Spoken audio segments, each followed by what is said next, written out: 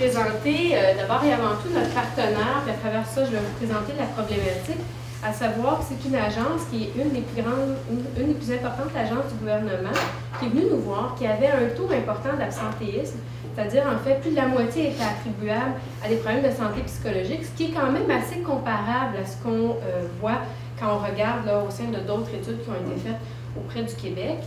Sauf que lorsque eux regardent leur coût, c'est 12 millions pour l'année 2005-2006, qui représentait environ 5 de leur masse salariale.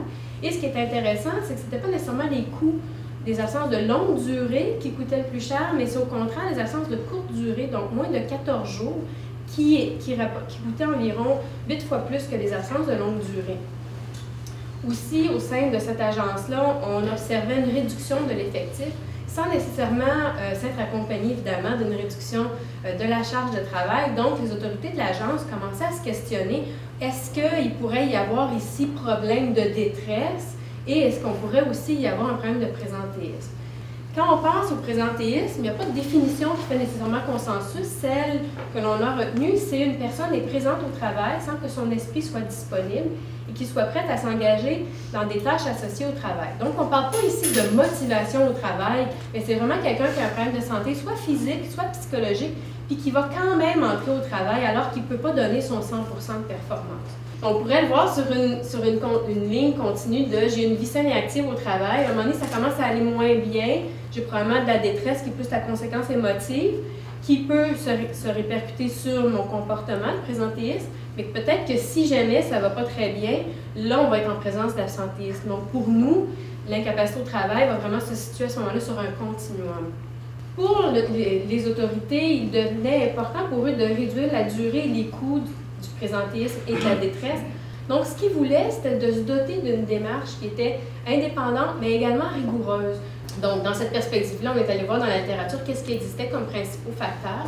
Ceux qu'on en a retrouvés, c'est d'abord et avant tout l'ambiguïté de rôle, à savoir qu'il n'y a pas d'attente claire entre l'employeur et l'employé à propos des attentes concernant le travail. On a également le conflit de rôle, à savoir qu'on peut avoir une incongruité ou une incompatibilité entre les différentes attentes qui sont communiquées. Le modèle de demande, l'attitude de Karasek et Théorel, en fait, ce que Karasek ici nous mentionne, c'est que ce n'est pas juste une question de demande, demande soit physique ou psychologique, qu'on va demander à l'employé qui peut causer du stress, mais c'est l'interaction qu'on va avoir avec le contrôle dont la personne peut disposer.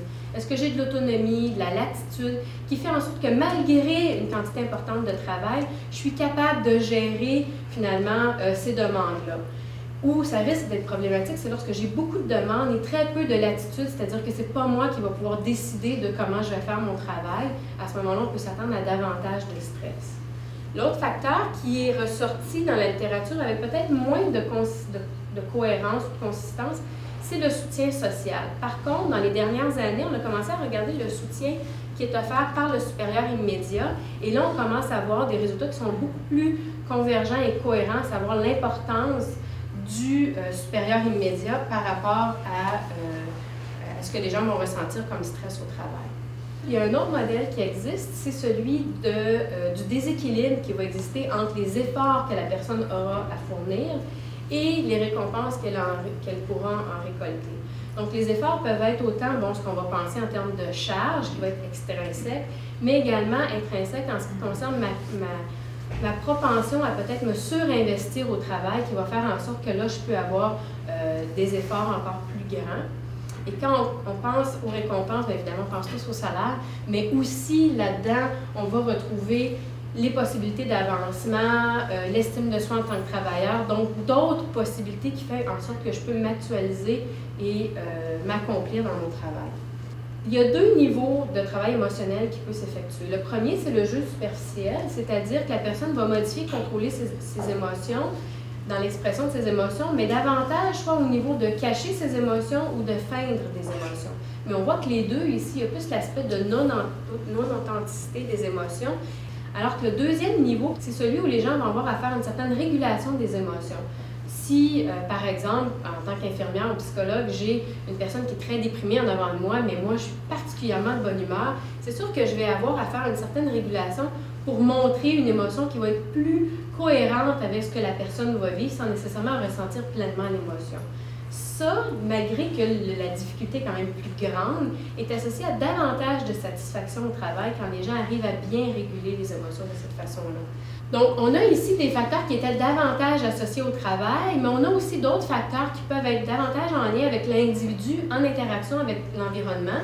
Et ce qu'on a trouvé, c'est justement l'estime de soi en tant que travailleur, l'engagement, le niveau d'engagement dans l'entreprise, le soutien social en général que les gens peuvent avoir, les différents événements stressants majeurs qui peuvent avoir été vécus depuis 6 mois, clairement, peuvent avoir un impact sur le niveau de stress ressenti, et entre autres parce qu'ils peuvent avoir un impact sur le conflit travail-famille ou famille-travail. Et des fois, ce qui peut arriver, c'est que si par exemple j'ai soin d'un parent vieillissant ou d'un enfant ayant un trouble envahissant du développement, peut-être que ça va finir par empiéter sur mon travail. Mais l'inverse, le conflit travail-famille pourrait être vrai, à savoir si je m'engage beaucoup dans mon travail ou si mon travail me prend beaucoup d'énergie, peut-être que le soir ou la fin de semaine, je suis moins disposée à offrir du temps de qualité à ma famille, ce qui peut amener finalement le conflit travail-famille. Donc, l'ensemble de ces facteurs-là qu'on a trouvés dans la littérature nous a amené finalement à proposer un premier cadre conceptuel, à savoir qu'on aurait des déterminants qui sont principalement liés au travail, mais d'autres qui sont liés à la personne en interaction avec le travail et qui pourraient chacun avoir un impact finalement soit sur la détresse, qui est la conséquence émotive, ou le présentéisme, qui serait davantage la conséquence comportementale. Donc, l'objectif général de l'étude était de développer une approche systématique d'identification des facteurs déterminants de l'incapacité à maintenir une vie professionnelle active chez des travailleurs ayant des difficultés psychologiques. Et plus précisément, ce qu'on a voulu, c'est élaborer et effectuer une première validation du dispositif d'enquête qui nous permettrait d'identifier les déterminants, la prévalence et la distribution de la détresse et du présentéisme. Et, dans un second temps, d'élaborer et effectuer une première validation d'un outil permettant de décrire et d'évaluer la charge de travail. Vous allez voir, je vais y référer sous le journal de bord, et les déterminants dans l'activité de travail. Donc, l'ensemble du projet a adopté une approche de développement avec un devis descriptif. Pour la partie développement d'enquête, on a ciblé finalement tous les employés de l'agence qui étaient en poste depuis au moins 6 mois au même type de travail. Également, on a voulu voir est-ce qu'il y avait des travailleurs à temps plein, à temps partiel, est-ce qu'on doit faire des critères d'exclusion à cet effet-là. En fait, il n'y avait pas de gens à temps partiel, donc on n'a pas eu à faire des critères d'exclusion. Et le statut contractuel versus permanent.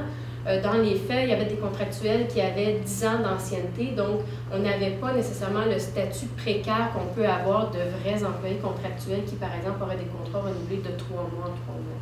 On a également choisi le même type de travail plutôt que l'unité auquel ils travaillaient.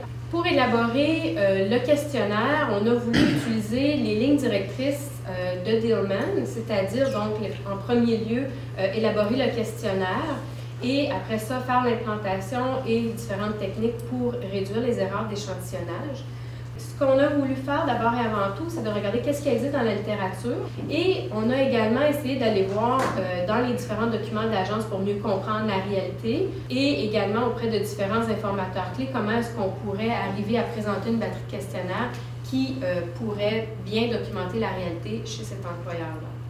On a fait une première validation avec succès de notre dispositif et on a pu aller de l'avant avec le sondage. Donc, sur une possibilité de 4 929 répondants, on a eu 2 252 répondants qui ont complété l'ensemble de la batterie de questionnaire.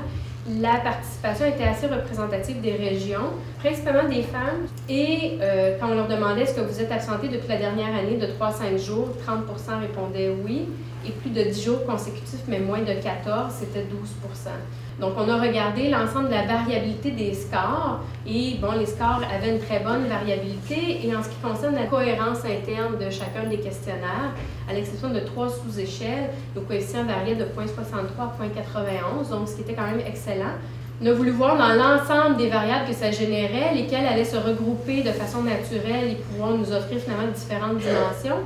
On a trouvé 6 facteurs ou dimensions qui expliquent 54 de la variance totale.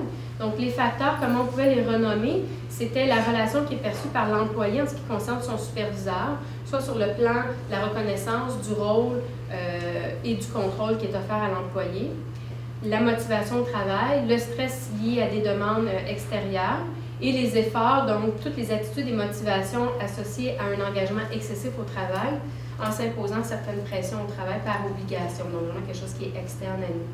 Et on retrouve encore une fois le travail émotionnel en plus de la motivation extrinsèque, et on retrouvait en dernier lieu l'estime de soi en tant que travailleur. Et après ça, on a voulu voir, mais au sein même de ces dimensions, les différents facteurs qui les composent, est-ce qu'ils sont associés à la détresse ou au présentéisme? Donc, on voit ici qu'on avait finalement une batterie de questionnaires qui permettait de pouvoir mesurer quand même de façon assez valide la détresse et le présentéisme chez les employés en poste. Le deuxième volet, lui, était d'élaborer et de valider finalement un journal de bord.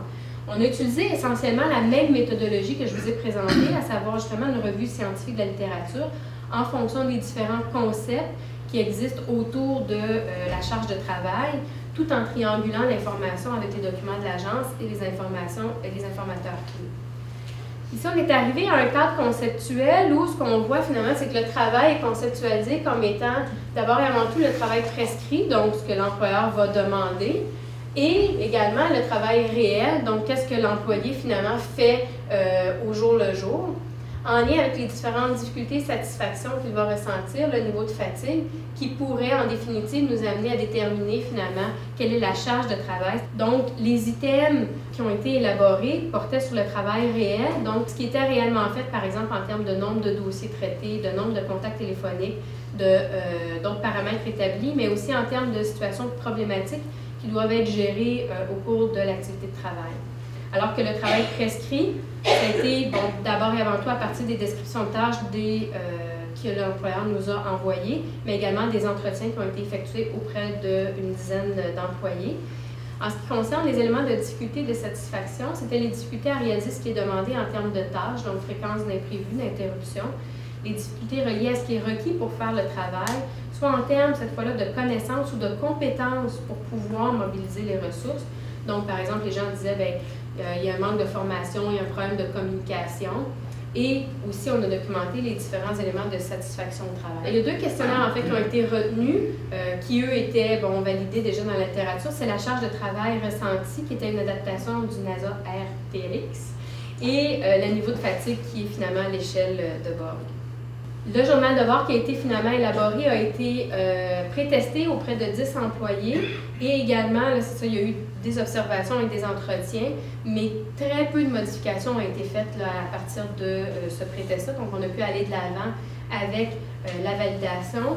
Auprès d'employés, cette fois-ci, qui étaient au niveau des opérations, donc dans les différentes unités, avoir le statut de professionnel, technicien ou soutien et être affecté au même poste depuis 6 mois. Il y a 220 personnes qui ont accepté de participer, mais 193 qui l'ont complété.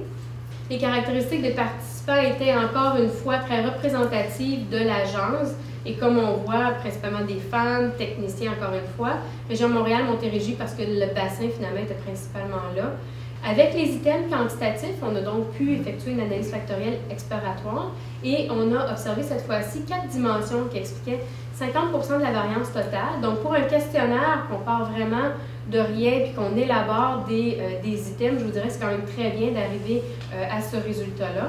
Et ça se regrouperait principalement sur l'impact de l'exigence de l'activité de travail en ce qui concerne la performance du travail prescrit, les exigences de l'activité de travail liées au service à la clientèle, qu'elle soit à l'externe ou à l'interne avec les collègues et superviseurs, l'évaluation de la charge de travail ressentie et l'impact de l'exigence de travail en ce qui concerne les imprévus et les interruptions. Donc, ce qu'on voit, c'est qu'au niveau de la méthodologie qu'on s'est doté, entre autres, le fait de faire de la triangulation de l'information s'est avéré très profitable parce qu'il y a certaines réalités qui étaient très particulières à cette agence-là qui fait en sorte qu'on a pu s'adapter, ne serait-ce que par le fait, comme je vous disais, le statut contractuel ou le fait qu'il n'y avait pas d'employés à temps partiel, mais également aussi la façon d'aller implanter soit l'enquête ou le journal de bord. Donc, en impliquant chacun des niveaux hiérarchiques, on s'assurait aussi, encore une fois, d'avoir un message qui était très clair de la part de l'employeur, à savoir qui soutenait la démarche d'évaluation de la détresse. L'appui remarquable des autorités de l'agence pour l'ensemble du déroulement, mais aussi l'excellente collaboration des syndicats. Donc, pour nous, ça nous a quand même apporté finalement un taux de réponse qui était de 50% dans une période d'1 mois. La batterie de questionnaires donc, qui a été constituée par l'enquête, si on regarde juste au niveau là, de la validité de ce qu'on a mis sur place, bien, ça nous permet quand même de regrouper des outils qui présentent une bonne validité. Je vous dirais peut-être à l'exception du questionnaire effort-récompense qui avait une cohérence interne qui était moins élevée. Le fait de documenter les principaux facteurs associés aux problèmes de santé, c'est sûr que c'était une valeur ajoutée. Comme je disais, on a tiré large, mais également le fait d'aller documenter le travail émotionnel, ça c'était très peu fait dans les études. C'est probablement aussi une valeur ajoutée de cette étude-là. En ce qui concerne le journal de bord, on voit que ça a vraiment été fait pour approfondir la charge de travail, mais c'est un concept qui n'est pas nécessairement facile à mesurer et il n'y a pas non plus d'instruments validés pour effectuer l'évaluation de la charge mentale de travail. Sauf que je pense que l'ensemble des items qui ont été générés permettait d'assez bien documenter la charge de travail. Probablement que d'autres études seraient nécessaires pour documenter plus en profondeur, mais que ça pourrait quand même constituer une bonne base comme journal de bord. Merci.